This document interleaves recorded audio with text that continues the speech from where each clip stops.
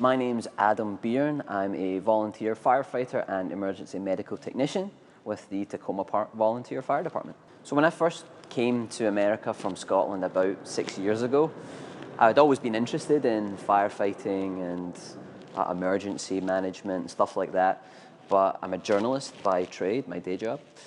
But when I moved here to Tacoma Park, I walked past the firehouse here and I saw above the door there, Tacoma Park Volunteer Fire Department. I thought, volunteer fire department, how does that work? I had no idea that you could be a volunteer firefighter. So I knocked on the door and I talked to the president of the department here, and 20 minutes later I left having signed all the forms to join, and I was well on my way. So being a volunteer is great for me. I always say that it's the... I'll start again. Being a volunteer is great for me. I always say that it's the best hobby in the world. You know, I still can't believe that someone just lets me turn up here, after a bit of training, of course, and jump on this fire engine or the ambulance. So that's incredible. You know, I've always been interested in volunteering, serving other people in my community, and I think there's probably no greater way than potentially saving someone's life, be it from a medical emergency or from a house fire or something. So that's definitely the big plus for volunteering for me.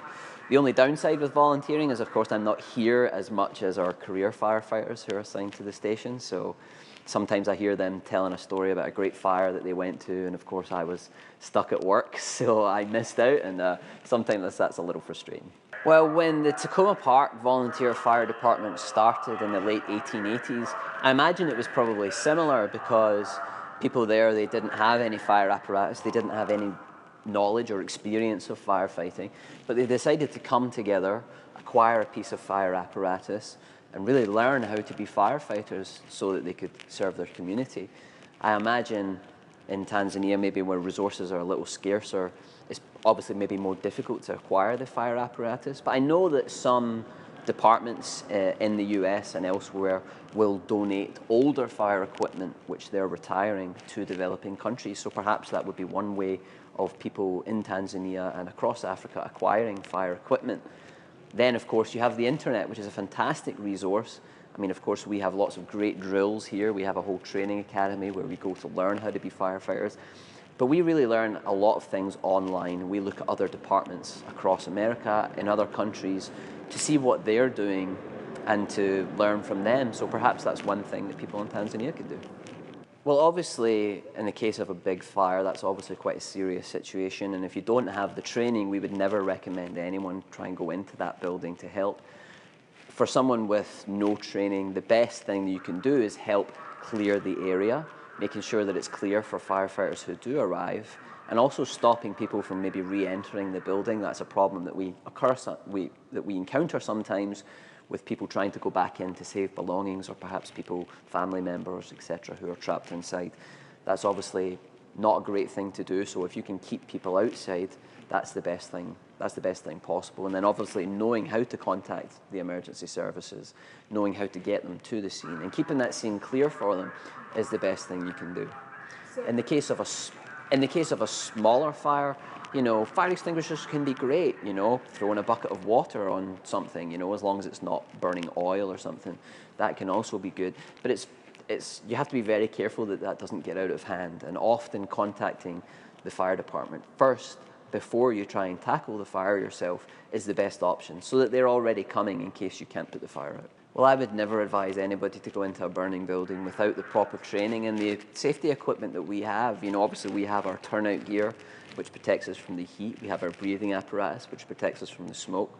And without that, especially nowadays, these fires are very dangerous and get very deadly very quickly.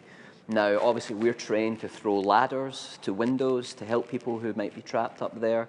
You know, we can do it very quickly, but there's nothing to say that if there wasn't a ladder or something nearby and you could throw it up to a window where someone is trapped, you know, that might be a good thing to do. But going inside the building without any experience is definitely a no-go for us. Well, I understand there's obviously cultural differences between Scotland, where I'm from, here in America, and Tanzania, and different countries across Africa.